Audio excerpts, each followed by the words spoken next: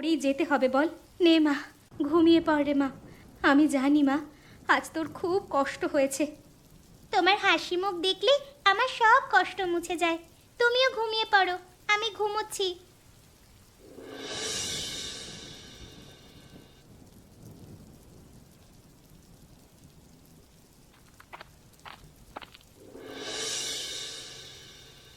এই ছোট লোকের বাচ্চার জাত সব, এই যেই সুযোগ পেয়েছিস অমনি সব পাত পেরে বসে গেছিস। উঠায় উঠায় বলছি, উঠায়। কি কি হয়েছেটা কি? তুমি এরকম করে বলছো কেন? ও বাবা গো, আমাকে ছেড়ে দাও না গো। ও বাবা গো, আমার আমার খুব কষ্ট হচ্ছে গো। ছেড়ে দাও, ছেড়ে দাও, ছেড়ে দাও বলছি ওকে, ছেড়ে দাও আগে। ছেড়ে দেবো, তবে একটা শর্তে, যদি তোরা এই বাড়িতে আর কোনোদিন না খাস। ঠিক আছে, খাবো না, খাবো না। এখন তুমি ওকে ছেড়ে দাও, ছাড়ো। ছেড়ে দিলাম, কথাটা মনে থাকে যেন। কিন্তু তুমি যদি আমাদের খেতে না দাও তাহলে আমরা কি খাবো, কোথায় যাব? সেটা আমার দেখবার বিষয় নয়, আমি যেটা বলেছি সেটাই হবে। আজকে থেকে তোমাদের এই বাড়িতে খাওয়া দাওয়া বন্ধ। যদি এই বাড়িতে তারপরেও থাকতে ইচ্ছে হয় থাকবে, না হলে বেরিয়ে যাবে চুপচাপ। তুমি আমাদের সাথে এরকম কেন করছো বলো তো? সব বিষয়ে কি আমি ব্যাখ্যা দেবো এখন তোদের কাছে? শয়তানের বাচ্চা মেয়ে ছেলের দল, যদি না শোধরাস, যদি আমার কথা না মেনে চলিস, তাহলে আমি দুটোকে কুত্তার বাচ্চার মতো মারতে মারতে দরজার বাইরে বের করে দিয়ে আসবো। বেশি বচলগিরি করতে আসবি না আমার সামনে, ঠিক আছে? ঠিক আছে।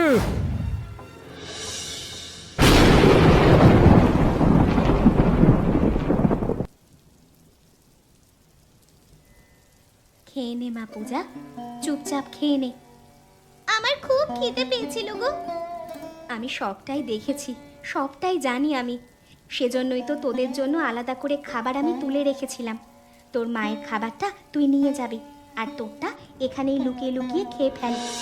কিন্তু তুমি যে তোমার ঘরের ভেতর এরকম আমাকে লুকিয়ে লুকিয়ে অন্ধকারে খাওয়াচ্ছ, এটা যদি বাবা জানতে পারে তাহলে কিন্তু তোমাকেও ছেড়ে কথা বলবে না। আমি বললাম তো, তোর বাবাকে আমি ভয় পাই না। তোদের কষ্ট আমি চোখে দেখতে পারছি না, হয়তো আমার জন্যই তোদের কপালে এরকম দুর্ভোগ এসে জুটলো, তাই নিজেকেও ক্ষমা করতে পারছি না কিছুতেই। তুমি কি ভাবছো তুমি আসার পর থেকেই বাবা এরকম করছে? আগে এরকম ছিল না। আমি জন্ম থেকে দেখে আসছি বাবার এরকমই ব্যবহার। যাই হোক, তোকে খাইয়ে দিচ্ছি মা, খেয়ে নে। তবে তুইও যোগ দিয়েছিস এদের দলে। এই তোকে আমি এই নিয়ে এলাম নতুন বউ করে, আর তুই এদের দলে যোগ দিয়ে এই মেয়েটাকে খাওয়াচ্ছিস এখন থেকে? তো সাহস কি করে হয় রে আমার ঘরে পা রাখবার? এই দেখো, এই বাচ্চা মেয়েটার মুখের দিকে চাও অন্তত। খেতে না পেয়ে মেয়েটা শুকিয়ে গেছে। আমার কিছু দেখবার দরকার নেই, বেরিয়ে যা, বেরিয়ে যা বলছি। তুই এখান থেকে বেরিয়ে যা, নাহলে এক্ষুনি অনর্থ হয়ে যাবে। বেরিয়ে যা, বেরো। ঠিক আছে বাবা, তুমি নতুন মাকে কিছু বলো না। আমি চলে যাচ্ছি। আমি আর কখনো খেতে চাইবো না তোমাদের কাছে। আমি আর আসবো না।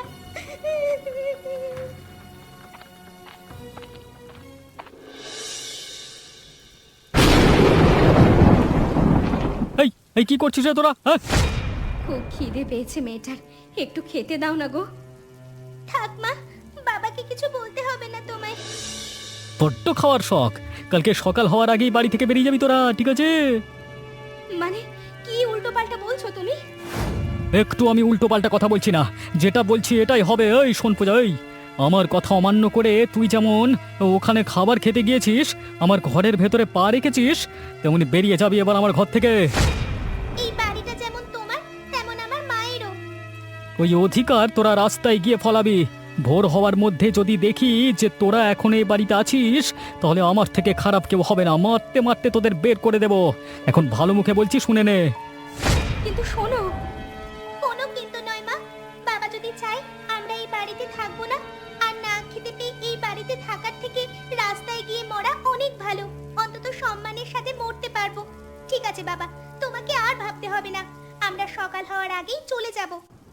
যদি না যাস, কপালে কি আছে সেটা তো জানিস। বুঝিয়ে আর বলতে হবে না কিছুই, সুতরাং বেশি নাটক করতে আসিস না আমার সাথে, ঠিক আছে? চলো মা, আমাদের যাওয়ার সময় হয়ে গেছে। আমি সত্যি কোনোদিন ভাবিনি তোকে নিয়ে এই রাস্তায় এসে দাঁড়াতে হবে আমাকে। আজ দেখ, আমাদের ভাগ্য আমাদের রাস্তায় এনে দাঁড় করিয়েছে। হয়তো দেখবে একদিন আবার সব ফিরে পাবো আমরা। সেজন্য ভাবছি না, ভাবছি এই ঝড় জলের সময় তোকে নিয়ে কোথায় গিয়ে উঠবো, কি করব। সেসব কথা পরে ভাববে, এখন চলো, সকাল হয়ে গেছে। আমরা যদি তাড়াতাড়ি এখান থেকে চলে না যাই, বাবা আবার রাগারাগি করবে। বৃষ্টি মাথায় নিয়ে আর কত দূর যাবো বলতো? যেদিকে দু চোখ যায় সেদিকেই চলে যেতে হবে আমাদের, এটাই আমাদের নিয়তি মা। চলো মা, যত তাড়াতাড়ি সম্ভব আমরা চলে যাই এখান থেকে। কিন্তু তুই পথ চলবি কি করে? তুই তো খাসনি কিছুই। নিজের কথাটাও ভাবো একটু মা। আমি খাইনি, তুমি খেয়েছো কিছু? তুমি তো নিজেও কিছু খাওনি। ও আমার অভ্যেস আছে, কিন্তু তোর কথা ভেবে আমার খুব কষ্ট হচ্ছে রে মা। দেখো, আমরা দুজনে মিলে ঠিক আমাদের ব্যবস্থা কিছু না কিছু করে নিতে পারবো। আমি জানি না আমরা কি ব্যবস্থা করব, তবে তোর বাবা আমাদের সাথে যেটা করলো এটা ভয়ানক অন্যায়।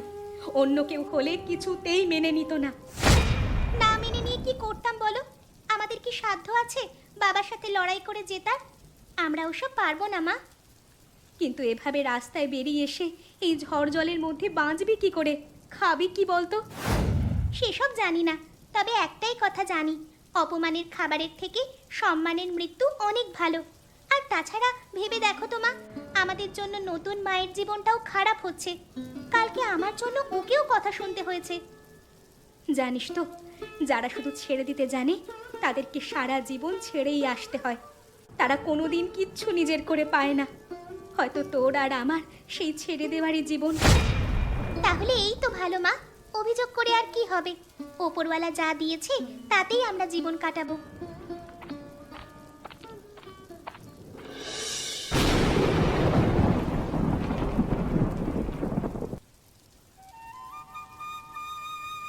দাও দেখি, ভাতটা আজকে একটু বেশি করে দাও।